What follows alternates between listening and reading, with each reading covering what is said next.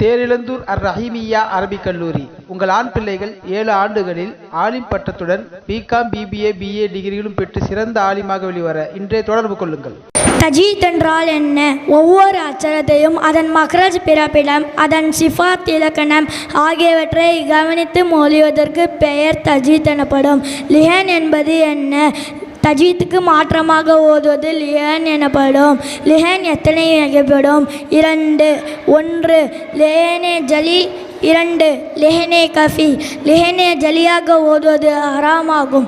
லிஹனே கஃபியாக ஓதுவது மக்ரூ ஆகும். சுகுன் பெற்ற நூனும் தன்வீனும். நூனே சாக்கின் என்றால் என்ன? சுகுன் செய்யப்பட்ட நூனே சாக்கின் என்பார்கள்.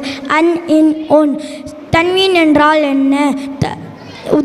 உதாரணமாக தோ ஜபர், தோ ஜேர், தோ பேஸ். சுகுன் பெற்ற நூனும் தன்வீனும் உள்ள சட்டங்கள் எத்தனை?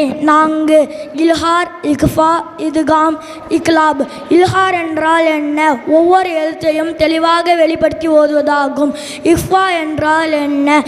இத்காம், இல்ஹார் ஆகிய இரண்டுக்கும் இடையே உள்ள தன்மையை இக்ஃபாவாகும். அதாவது மறைத்து மூக்கால் மொழியை தாகும். இதுகாம் என்றால் என்ன? ஒவ்வொரு எழுத்தையும் இன்னொரு எழுத்துடன் இணைத்து ஓதுவதை இதுகாம் எனப்படும். இக்லாப் என்றால் என்ன? ஒவ்வொரு எழுத்தையும் அதன் புரட்டி ஓதுவது இக்லாப் எனப்படும். அஸ்ஸலாமு அலைக்கும் வரஹ்மத்துல்லாஹி வபரகாத்துஹு.